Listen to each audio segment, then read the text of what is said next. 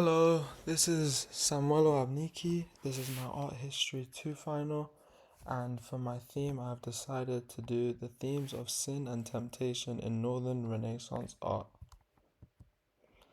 So, historical context of sin and temptation in Northern Renaissance art.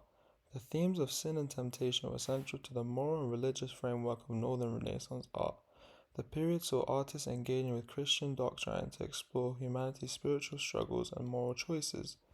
These themes were often depicted through vivid imagery and symbolic elements to communicate the consequences of sin and the constant allure of temptation.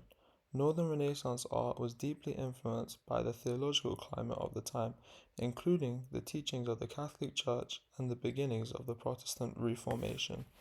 Artists used these subjects not only to instruct viewers on morality but also to reflect on the nature of human existence. The works often included detailed scenes rich with iconography to encourage contemplation and devotion.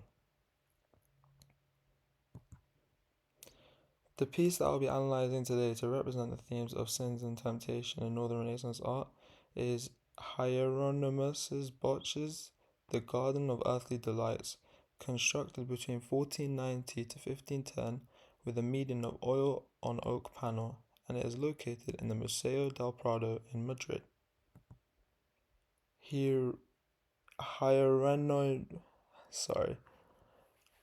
Hieronymus Bosch, born 1450, died 1516, was a Dutch painter known for his fantastical, often surreal depictions of religious and moral themes. Bosch's style bridged the gap between the Middle Ages and the Renaissance, blending the use of symbolism with early forms of psychological depth in his figures. He often depicted the human condition, particularly the danger of temptation, using creatures and bizarre landscapes to represent spiritual struggles. Bosch's paintings were thought to serve as moral lessons for viewers, warning them about the consequences of sins and excess. His highly detailed works were innovative in their use of grotesque imagery and complex symbolism, making them some of the most analyzed works of the Northern Renaissance. A quote from the novel Bosch The Complete Works by Stefan Fischer sums up Bosch's artistic impact, as it states, Bosch is one of the most enigmatic partners of the Northern Renaissance, whose work continues to challenge and captivate viewers with its enigmatic symbolism, dreamlike landscapes, and unsettling depictions of human folly. This book was written in 2013. The Garden of Earthly Delights is a triptych painting by Bosch. Bosch's work is often associated with the religious and symbolic themes, blending the medieval obsession with sin and salvation with a growing sense of individual exploration of the human experience, as this piece is characterized by these very themes. This painting was shaped by the complex cultural landscape of late medieval Europe, which was marked by a mix of religious devotion, superstition, and emerging Renaissance ideals of humanism. This piece of art was likely painted between 1490 and 1510, as Hans Belting stated in his book, which is called Bosch, Visions of Genius, that the dating of the Garden of Earthly Delights has also been a subject of intense debate. The triptych is hard to place stylistically, and in so far as the wood could be analyzed, dendrochronologically, the date obtained was little help by either, as the triptych could have been painted from 1479 onwards.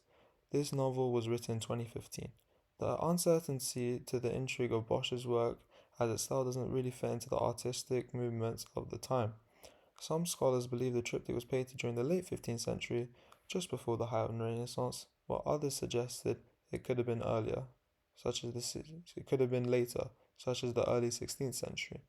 The ambiguity in its dating reflects Bosch's style, surreal, enigmatic, and full of personal symbolism, often transcended the typical boundaries of artistic periods, creating a timeless piece that continues to challenge viewers and art historians alike. Being deeply concerned with the themes of temptation and sin, Bosch's art in part reflects the moral climate of his time, using nightmarish landscapes filled with hybrid creatures to depict humanity's vices, as stated by an article from the internet source called Art Review. The internet source also mentions Bosch's growing fame as royal patrons commissioned his works, solidifying his reputation as an artist who warned against worldly temptations through his vivid surreal imagery.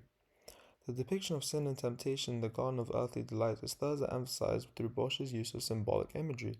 The fantastical creatures in surreal landscapes serve not only as representation of human vices, but also as metaphors for the consequences of indulgence. For instance, the bizarre, often grotesque figures engaged in sensual or violent acts highlights the moral decay brought on by temptation. The contrast between paradise, earthly pleasure, and hell reinforces the dire outcomes of succumbing to sin, encouraging viewers to reflect on their own spiritual journeys. Bosch's techniques. These can be analyzed in terms of composition, light, and shadow. In the piece, Bosch uses light and transparency effectively to create depth and intrigue.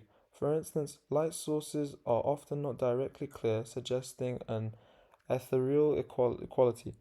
This is supported by an article written by Albert Cook from JSTOR, as he states the crystal globe contains a light blush hue that suggests immediately a transparency letting through the blue of the water, but it could be also a reflection from the sky. This observation helps convey the dual nature of many elements within the triptych, where visual illusions complicate the interpretation of natural elements, reinforcing the complexity of temptation and sin.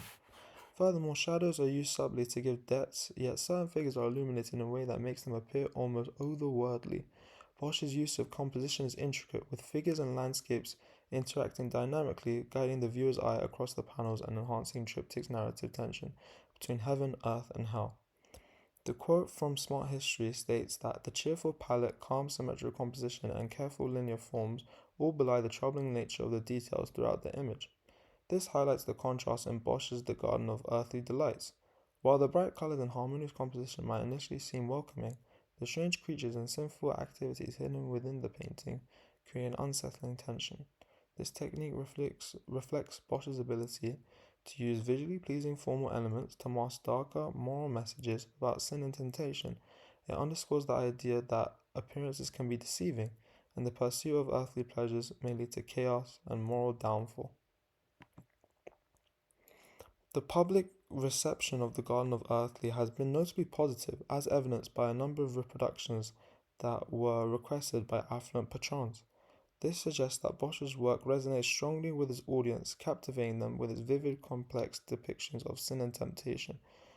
The quote from the internet source Artball states that the popularity of his work is evident by the number of surviving copies, in oil, engraving, and tapestry, that were requested by affluent patrons, highlights the demand for the piece among wealthy individuals, indicating status as a significant work of art during the Northern Renaissance. Thank you so much for listening. I've been Samuel Omniki, and this has been my Art History 2 Final.